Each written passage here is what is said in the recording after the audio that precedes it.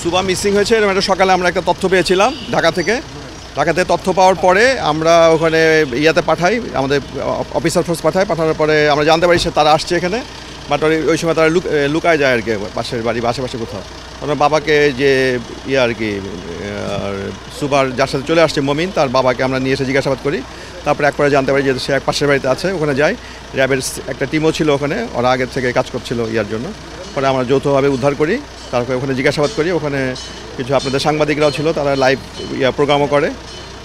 সে বলছে তাদের সাথে বিয়ে শাদী হয় নাই, তাদের সাথে 2 বছর আগে টিকটকের মাধ্যমে পরিচয়। আর হচ্ছে যে তারা 2 দিন আগে আসছে আর কি, শ্যামলী বাসে করে তো নওগাঁয় আসছে।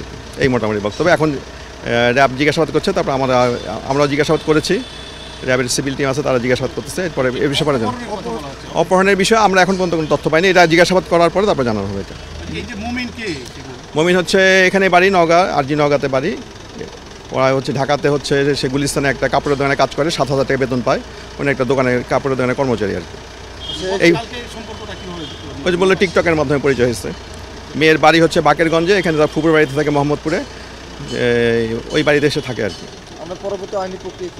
এটা তো এই বিষয়টা হচ্ছে ঢাকার বিষয়। এখন ঢাকাতে ওখানে মামলা হয়েছে কিনা অপহরণের ডিটেলস জানি না আর কি, ওখানে জেনে আর জানতে পারবো আর কি।